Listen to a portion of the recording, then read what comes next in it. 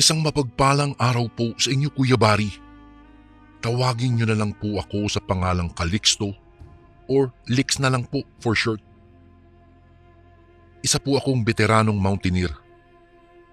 Sa edad na 73 ay masasabi kong koto na po ako sa mga karanasan ng kababalaghan.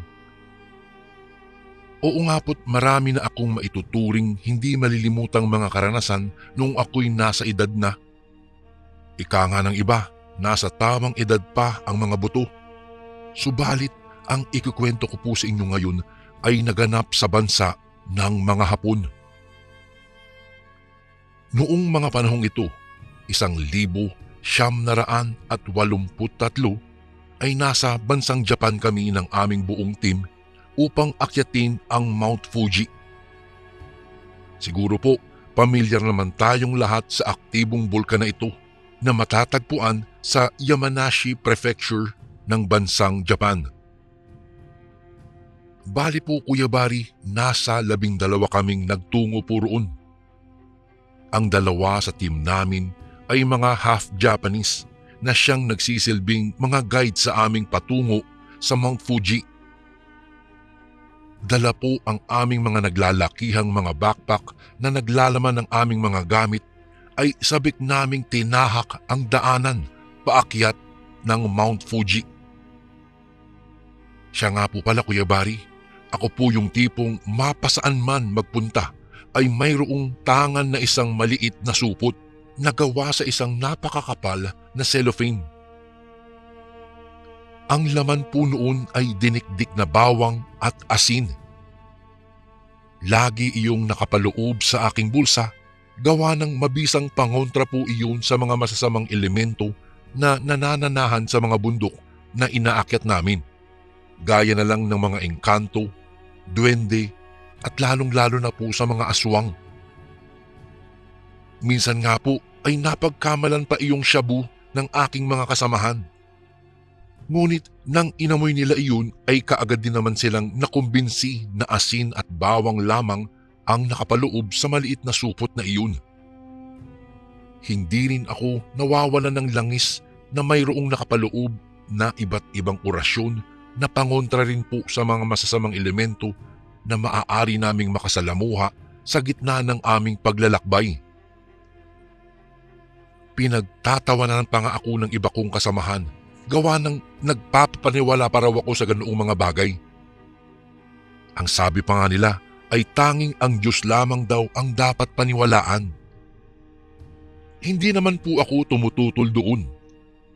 Tama naman sila, subalit sa tingin ko po ay kapag naniniwala ka na mayroong Diyos ay dapat ka ring maniwala na mayroong mga masasamang elemento, gawa ng sila ang nagsisilbing kalaban nito na kilala bilang mga kasapi ng kadiliman.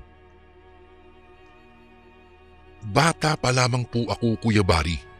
Ipinamulat na sa aking lolo ang tungkol sa mga nilalang ng dilim at bago pa siya na maalam sa mundong ibabaw ay inihabilin niya sa akin ang kaalaman niya tungkol sa mga orasyong maaaring ipanlaban sa mga ito kung sakali mang may makasalamuha ako. Kahit pa man na pinagtatawanan ng iba ang mga material kong tangan na pangontra, ay iginalang pa rin naman nila ako. May naniniwala pa rin naman sa mga katangian ng tangan ko. Iyon ay ang dalawa kong kasamahan na kapwa half Japanese. Lilinawin ko lang, Kuya Bari, na hindi sila magkaano-ano at nagkakilala lamang kaming lahat nang itatag ang samahan namin. Noong sa kalagitnaan ng aming pag-akyat sa Mount Fuji sa araw na iyon, ay nagpahinga muna kami sa isang malaking puno na nababalutan ng mga makakapal na lumot. Napakagandang tingnan talaga ng punong iyon, kaya naman ay nagpakuha ako ng litrato roon sa mga kasamahan ko bilang remembrance.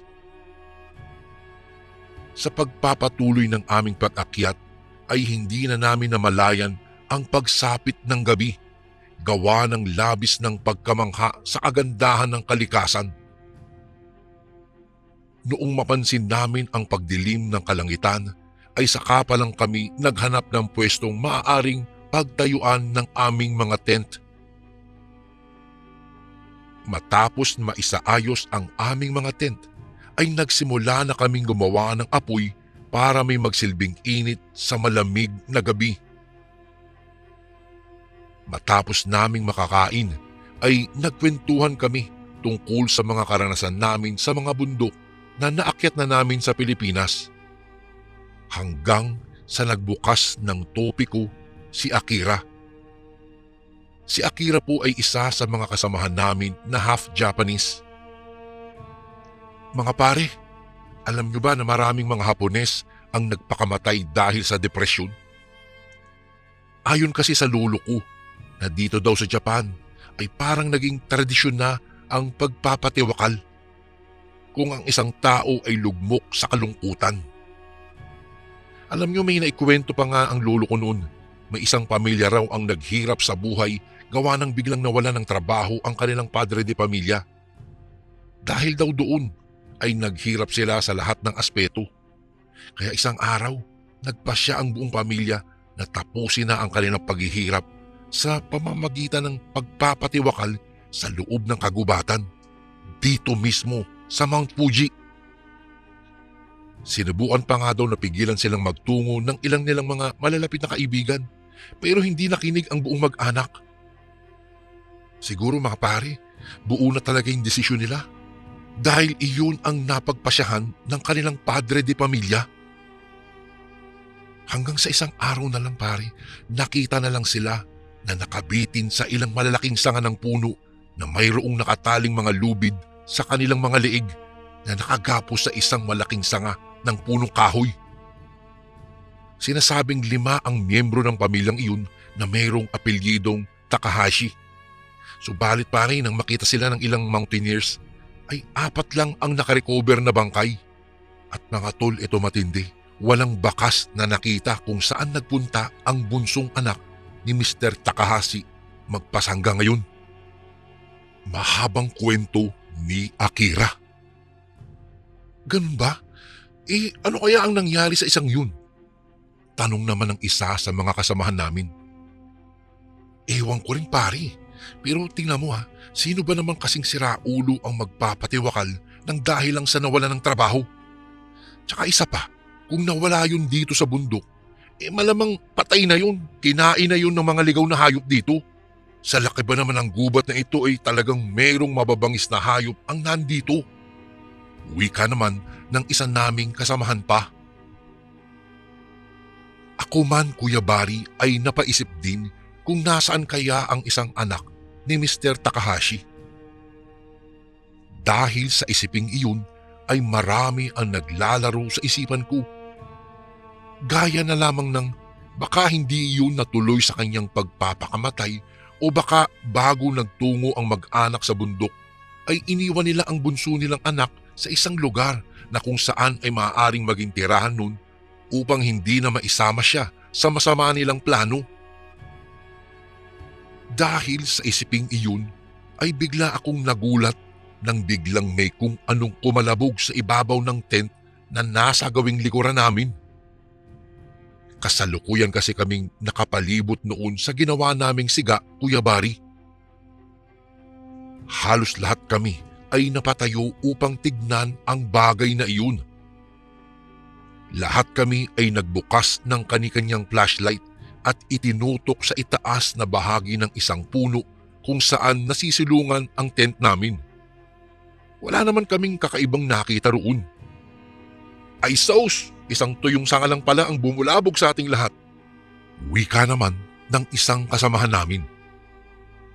Naku mga pare, siguro senyalis na ito na kailangan na natin magpahinga para magkaroon tayo ng panibagong lakas para sa araw ng bukas. Tara na mga kasama. Mungkahi naman ni Nobi na isa ring half Japanese kagaya ni Akira. O sige na, matulog na muna kayo at ako nang bahalang magbantay ng siga. Baka kasi mawala yung apoy natin Salita na lang tayo mga pre kapag merong nagising sa inyo mamaya. Tugon ko naman sa kanila. Sumang-ayon naman ang lahat at pinili ni Akira na samahan akong magbantay sa siga Kuya Bari. Noong bandang 4:00 na ng madaling araw ay naalipungatan ako sa isang tunog na nagmula sa di kalayuan. Hindi ko na kasi namalayan na nakaidli pala ako habang nagbabantay sa aming siga, gawa sa pakikinig sa mga musika mula sa aking Walkman. Maging si Akira ay naghihilik na rin. Pinatay ko na ang Walkman ko at pinakinggan kong mabuti ang tunog na narinig ko. Parang tunog iyon ng isang pagngasab.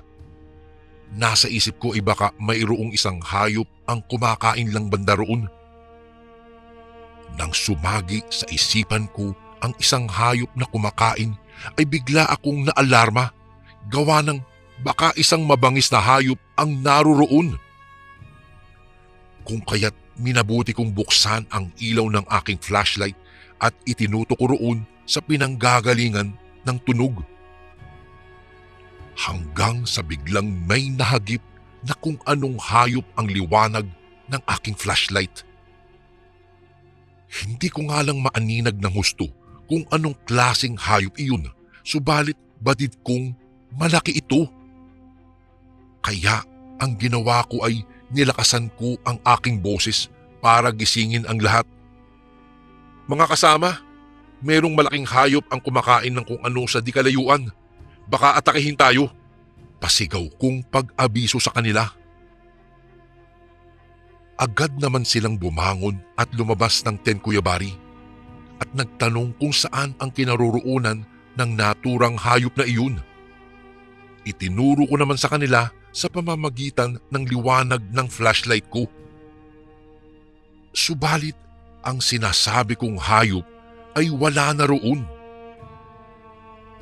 Nilapitan namin ang lugar na kinaroroonan ng hayop na nakita ko, Kuya Bari. Magkahalong gulat at pagtataka ang aming naramdaman nang bumungad sa amin ang isang katawan ng tao. Patay na iyon at wakwak ang dibdib. Ang mga bituka nito ay nagkalat sa paligid ng katawan nito at nawawala na rin ang ulo at isang kamay ng biktima. Noong aming titigan mabuti, batid naming isang mountaineer ang lalaking patay, gawa ng mayroon itong daladala ring backpack.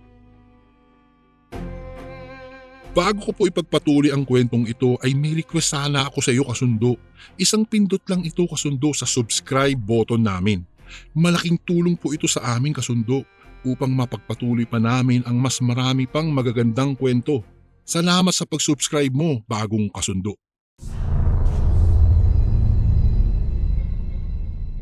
Madaling na iradyo ni na Akira sa mga kinauukulan ang natagpuan naming bangkay. Kung kaya't pagsapit ng umaga ay nadala na ng mga otoridad ang bangkay pababa ng bundok. Ang pangyayaring iyon ay hindi naging hadlang sa grupo namin na ipagpatuloy ang pag-akyat namin sa Mount Fuji. Sa ikalawang araw ay maayos naman na narating namin ang aming destinasyon. Maaliwalas naman ang panahon at mayroon pa naman kaming sapat na pagkain kaya minabuti naming magtigil muna roon ng isa pang araw bago kami bumaba. Mga pare, sa lahat ng kagubatan na narating natin, ito na ata yung may nakakatakot na aura. Tingnan nyo naman yung paligid kahit mainit na sumisikat ang araw. Parang papalubog na ito kung dito ka lang titingin sa ibaba dahil sa mga nagtataasang mga punong kahoy. Dagdag mo pa pare yung mga naglalakihang ugat ng mga puno na nababalot ng makakapal na lumot. Parang nakakapangilabot kung iisipin. Tsaka tingnan mo saktong-sakto sa mga lugar kung saan isinasadula ang mga nakakatakot na pelikula. Ang mahabang wika ni Dondi na isa sa mga kasamahan din namin. Oo nga tol, pero ano kaya kung makita natin dito yung nawawalang anak ni Mr. Takahashi? Tapos makakausap natin siya at malalaman natin na kaya pala hindi siya nakikita ng mga otoridad na naghahanap sa kanya noon dahil natabunan siya ng makakapal na lumot na ito. Pangungulit na wika ng isa pa naming kasamahan. Asus, puro naman kayo kalokohan eh. Tara na nga, kumain na lang tayo. Kung ano-ano pang naiisip nyo eh. Baka malipasan pa kayo ng gutom at pagbalik nyo ng Pilipinas, wala na kayong tamang katinuan. Ang sabi naman ni Nobi na kasalukuyang naghahanda ng noodles. Tumalima naman ang lahat at masayang kumain ng kani-kanilang tanghalian.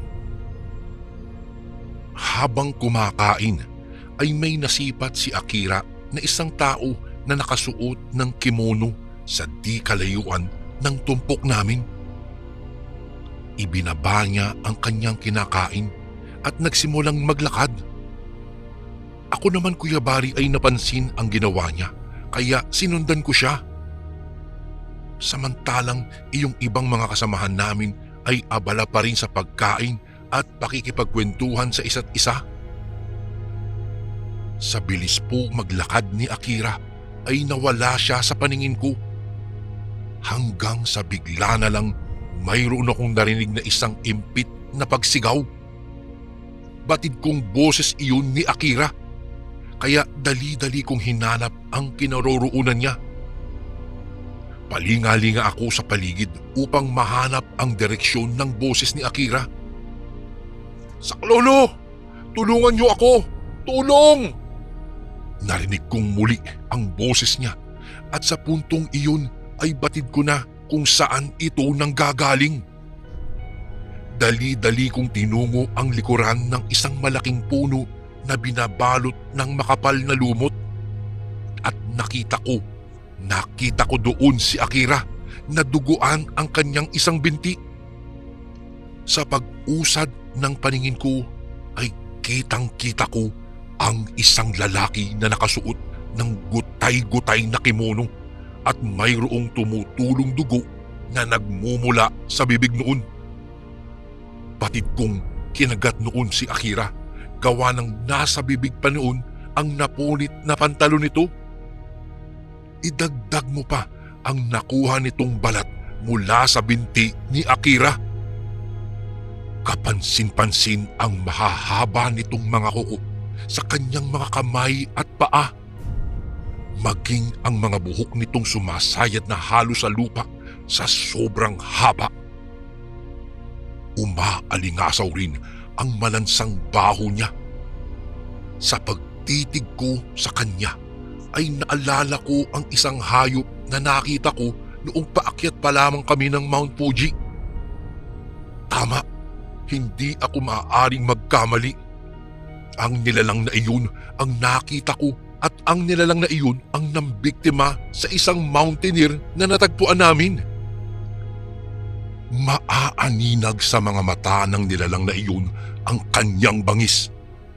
Sa walang pag-aalinlangan ay hinataw ko ang nilalang ng isang malaking sanga ng puno na nakapako. Subalit hindi ko iyon natamaan. Bigla akong sinunggaban ng nilalang at sa puntong iyon ay hindi ko nagawang makailag, Kuya Bari. Pinagkakalmot nun ang mukha ko. Ramdam na ramdam ko ang hapdi at kirot dulot ng kanyang ginawa. Subalit sobrang lakas ng nilalang at ito'y biglang umibabaw sa akin. Nakapatong na iyon sa akin at pilit akong kumakawala naman. Hanggang sa sunod-sunod na pinagkakalmot noon ang mukha ko at ang lubos na napuruhan ay ang isa kong tenga gawa ng naputol iyon ng nilalang sa pamamagitan ng pagkagat niya. Napasigaw talaga ako sa sobrang sakit. Hanggang sa gumawa ang nilalang ng isang mahabang hiwa ngunit hindi naman malalim sa aking dibdib gamit ang kanyang matutulis na kuko. Sa sobrang sakit ay malakas ang hiyaw na pinakawalan ko, Kuya Bari. Sumisirit na ang masaganang dugo mula sa hiwa na nilikha ng nilalang na iyon. Ramdam kong tila puputok na ang mga kaugatan ko mula sa aking ulo sa puntong iyon, Kuya Bari. Hanggang sa bigla kong nakapa ang langis na lagi kong tangan mula sa aking bulsa. Sinubukan kong buksan iyon, subalit hindi ko nagawa dahil tumilapon iyon sa kung saan dala ng pagpupumiglas ko upang maitaboy ang nilalang na nakapaimbabaw pa rin sa akin. Napaluha na lamang ako dahil wala nang tinig na lumalabas mula sa bibig ko, dulot ng namaos na ako kakasigaw. Mabuti na lamang at kahit hirap at iika-ika na si Akira ay nahanap niya ang maliit na boteng pinaglalagyan ko ng langis na mayroong nakapaloob na orasyon. Binuksan niya ito at ibinuhos niya ang lahat ng laman nun sa katawan ng nilalang at ramdam kong dahan-dahan iyong kumalas na sa akin. Kahit nanlalabo ang mga mata ko dahil sa mga luha ay naaaninag ko pa rin ang nag-uusok na katawan ng nilalang. Hanggang sa unti-unti nang nagdilim ang paligid sa paningin ko. Noong magising ako ay nasa loob na ako ng aming tent at nalapatan na ng pangunahing panlunas ang aking mga sugat. Maging si Akira ay may bendahe na sa kanyang binti. Madilim na ang paligid kaya batid kong gabi na. Kahit nahihirapang gumalaw ay pilit akong lumabas ng tent at doon sa labas ay nakita ko ang iba naming kasamahan na may kausap na isang matandang lalaking Hapones. Sa tansya ko po, siguro po ay lagpas 70 na ang edad nito kahit hindi halata dahil kung titignan ay mayroon pa rin itong matikas na pangangatawan. Sa wikang Hapones, narinig kong nagsalita ang lalaki. Ngayon ay matagumpay ko nang natuklasan ang nangyari sa kaibigan kong si Ryota. Akala ko ay matagal na siyang namatay. Hindi pa pala.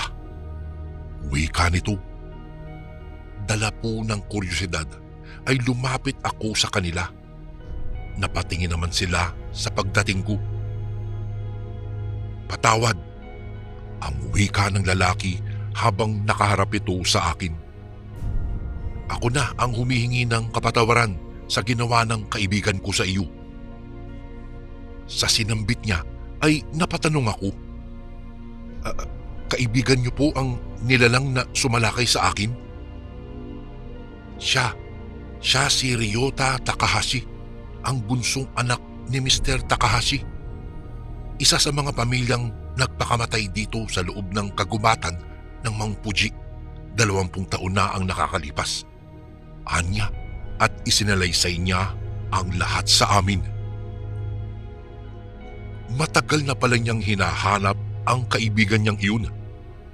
Mas matanda siya rito ng ilang taon, subalit sila ang malapit sa isa't isa. Kapit-bahay niya raw ito noon. At noong mabalitaan niya ang ginawa ng pamilya ay halos hindi siya makapaniwala.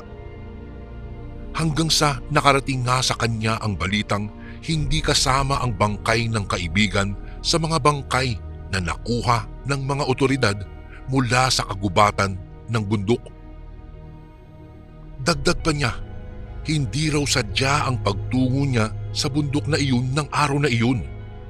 Tila ba mayroon daw nagdala sa kanya doon upang masaksihan ang nangyayari sa kaibigan. Sa puntong iyon ay nagdesisyon ang lalaki na itago na lang natin sa pangalang si Bashi na sunugin ang bangkay ng kanyang kaibigan. Nang tinanong ko sila kung ano ang ikinamatay ng nilalang ay sumagot si Nobi ng, nang makita kayo ni Ginoong Shibashi na nakikipambuno sa nilalang, ay kaagad niyang tinulungan si Akira. Dala ang isang malaking bato, sinugod niya ang nilalang at makailang ulit na pinaghampas niya iyon. Hanggang sa nangisay iyon at humandusay na sa lupa. Tinungo kami rito ni Akira at ipinaliwanag ang nangyari sa inyo, kaya kaagad kaming nagtungo sa kinaroroonan niyo. Noong dumating kami sa inyo ay naabutan namin na iniiyakan ni Ginoong Shibashi ang nilalang. Yung pala ay nakilala niya ito. Ito pala ang kaibigang matagal na niyang hinahanap. Doon ko pa lamang naintindihan ang lahat. Naisip ko rin, Kuya Bari, na baka dahil sa gutom upang makasurvive si Ryota sa gitna ng gubat ay kumakain siya ng hayop doon at hanggang sa nambiktima na rin siya ng mga tao na napapagawi malapit sa kinaroroonan niya kasi nasanay na siyang kumain ng hilaw na karne. Ang isiping iyon ay inilahad ko sa lahat ng aking mga kasamahan at iisa lamang ang kanilang naging tugon. Oo nga, malamang gano'n na nga ang nangyari kay Ryota. Pwede nating sabihin cannibal siya, pero pwede rin natin siyang tawaging isang aswang. Kinabukasan noon ay bumaba na kami ng Mount Fuji kasama si Ginoong Shibashi. Ang mga nangyari sa bundok ay hindi na namin ipinaalam pa sa mga otoridad, Kuya Bari, dahil ayon pa kay Ginoong Shibashi ay ilihim na lamang daw namin ang lahat bilang pagrespeto sa pangalan ng kanyang kaibigan na si Ryota na hindi naman namin tinutulan. At sa bahay niya ay nagpalipas pa kami ng ilang araw upang sa pag-uwi namin ng Pilipinas ay hindi na masyado makikita ang mga marka ng kalmot sa aking mukha, maging sa ilang parte ng aking katawan. Marami pa kaming nalaman tungkol sa buhay ng mga Takahashi sa pagkukwento ni Ginoong Shibashi. Sinabi ko rin sa kanya na aswang ang tawag sa amin sa Pilipinas sa nilalang na kumakain ng tao. Ayon pa rito, marahil nga ay aswang ang tawag sa kanyang kaibigan na pagdaan ng mga panahon ay kumain na ng tao. Sa pag-uwi namin sa Pilipinas ay hindi na namin maiwasang gunitain ang mga karanasan namin sa Mount Fuji. Lalong-lalo na sa tuwing humaharap ako sa salamin at nasisilayan ang tenga kong naputol. Sa paglipas ng mahabang panahon, nagkanya-kanya na sa mga tinahak na landas ang aking mga kasamahan doon sa bundok. Subalit kapag nagkakaroon kami ng reunion ay hindi pa rin namin maiiwasang banggitin at mapagkwentuhan ang naging karanasan ko sa kamay na binansagan naming aswang sa Mount Fuji. Kuya Bari, nais ko na lang linawin para sa mga nakikinig na sinadya ko pong ibahin ang mga pangalan ng mga tao na sangkot sa kwento kong ito upang mapangalagaan ang kanilang pagkakakilanlan. Ang anumang pagkakahalintulad sa mga pangalan ng tao sa kasalukuyang panahon ay nagkataon po lamang. Hanggang dito na lang po ang kwento ng karanasan kong iyon, Kuya Bari.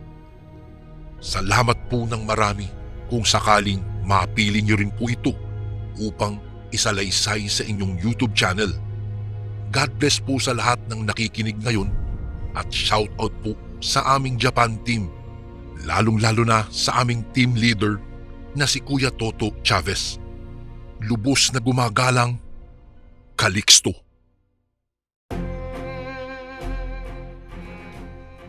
And again, maraming salamat po mga kasundo. Don't forget to subscribe and i-click nyo lang po yung bell na button para updated po kayo sa mga upcoming videos namin na paparating. Maraming salamat po ulit. God bless and ingat po lagi dyan.